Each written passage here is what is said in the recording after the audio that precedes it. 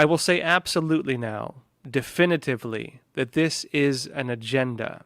This is not a natural crisis. This is not because of Russia and Ukraine. That's part of it, but it's not. We could still fix it regardless of that. This is countries around the world placing restrictions on fertilizers, on food supplies, on cattle that should not be there, that have no place being there. And because they're doing this, they are creating, i.e., man-made crisis, they are creating a global famine. They're in the works of making a global famine. Definitively, I'm saying it. Let me show you some of the agenda with this. Now, right here, this is from the Center for Public Integrity. This is 2020, before, when the writing was first on the wall that they wanted to be doing these things. Keep in mind, this was 1 year after Sri Lanka implemented these policies, and this was 1 year into the pandemic. The Center for Public Integrity said this: fertilizers are contaminating and warming the planet. They claim it's damaging the environment and creating global warming. Regulators haven't acted on decades-old warnings. And I'll go a bit deeper. As it says further in, the agricultural alchemy comes with a toll, talking about the efficiency of modern farming. In America's Corn Belt and around the world, some of the fertilizer applied to fields escapes the soil in forms that contaminate and warm the planet. They claim it's a global warming threat. They say some of these compounds enter the atmosphere as a potent greenhouse gas, folks. Folks, first of all, a lot of the global warming stuff is absolute nonsense. I'll say definitively as well. We'll do maybe more episodes on that to really explain how.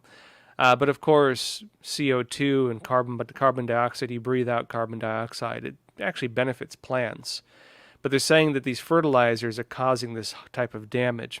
And they're saying it's fueling climate problems as well, like flooding and so on, because they're blaming flooding on global warming and other things like this. They're also saying that in agricultural areas that basically contaminated water wells from nitrates are exceeding health limits. And this is important because when they talk about exceeding health limits, that's because the European Commission has placed restrictions and regulations on the amounts of nitrates in the water supply, which is one of the excuses they're using to create policy to restrict nitrates, i.e. fertilizers, and cows. Let me show you some other stuff. So this is the agenda, right? It's about reducing nitrates in water, which is one of the ways they're creating these policies, because they say the fertilizers and so on are affecting the water supplies, the cows or whatever affecting the water supplies because they want to cut back on nitrates and ammonia and all these other things.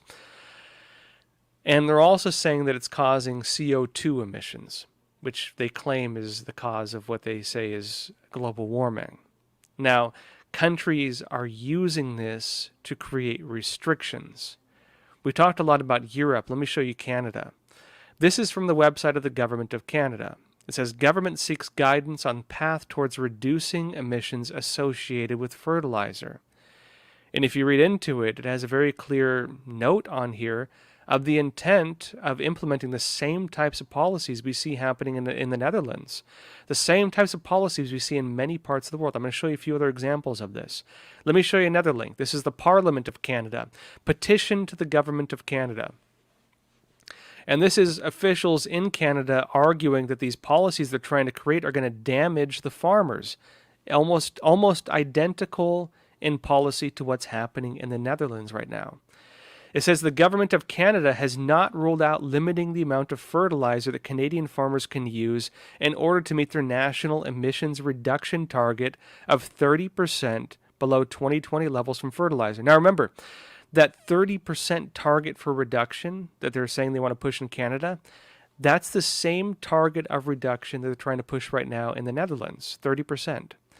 Now, if you get into the weeds of it, they actually say 30% to 70%. But on paper, in terms of what they're saying most directly publicly, let's see if we read the whole reports, they're saying 30%. So what you see happening in the Netherlands, they're trying to do right now in Canada, almost by the book to the T.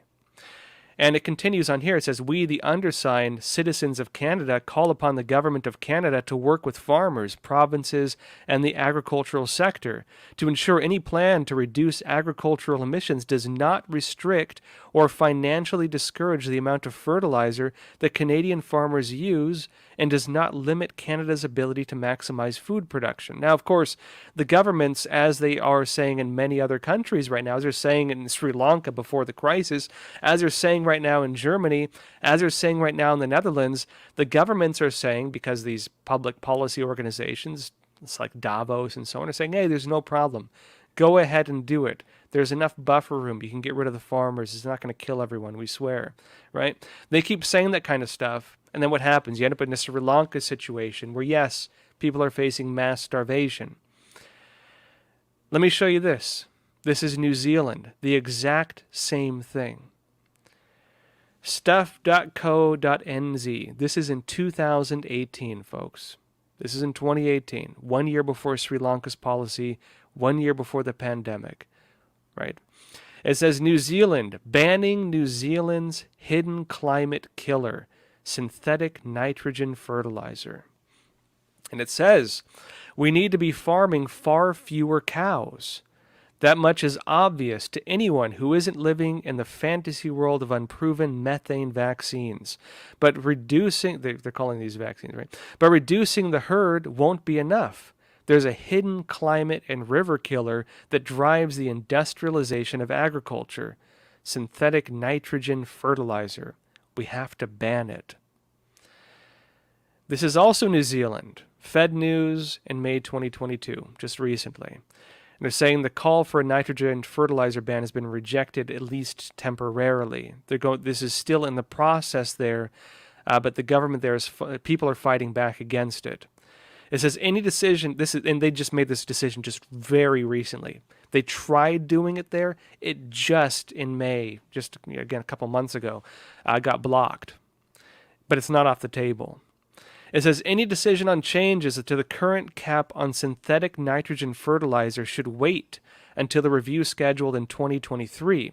A majority in Parliament's Environmental Select Committee says. The committee was considering a petition from Steve Abel on behalf of Greenpeace, which called for staged reductions in use on synthetic nitrogen fertilizer, leading to a full ban on its sale. Almost exactly what they did in Sri Lanka. Not on its sale, its production, and its importation by 2024. They tried doing the same thing in Sri Lanka, and it's still on the table. Next year, they're going to make the decision on whether they do it or not. This is another one. This is the Welsh, right? It says here in Wales, Game and Wildlife Conservation Trust, and this is 2021. It says, our letter to Welsh government on nitrate vulnerable zones. This is in Wales, folks. GWCT Wales are disappointed with the Welsh government's announcement that the whole of Wales will be made into a nitrate vulnerable zone.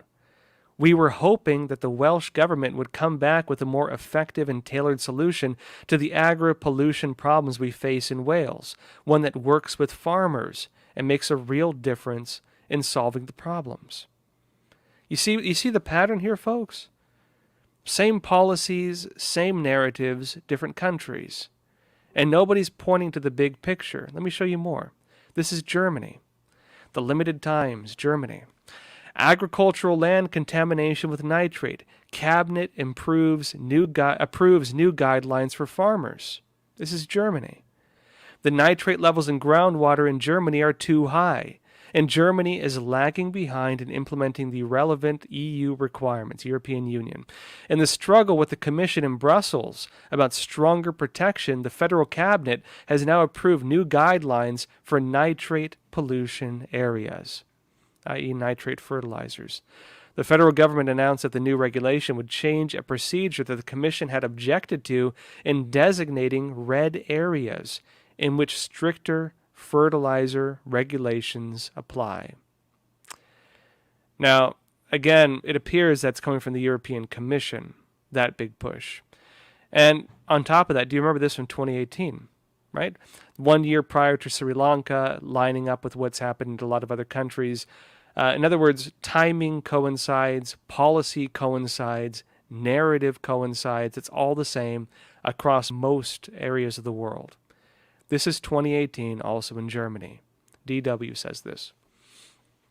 EU top court, European Union top court, Germany failed to curb nitrate levels in groundwater. The EU's top court has found Germany guilty of failing to combat high levels of nitrate in groundwater. The ruling means that the European Commission has the option to propose fines against Germany. Now on this, we're looking at the big picture, right? I'm showing you all the big picture here. The impact of all this is already being felt. This isn't like a far-off crisis. This is a crisis that is already beginning.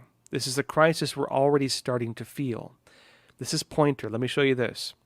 Pointer says, the world food supply is at risk due to a global fertilizer shortage.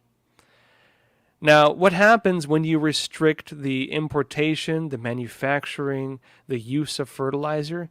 You might have a shortage. And they're saying now the world food supply is at risk due to a global fertilizer shortage.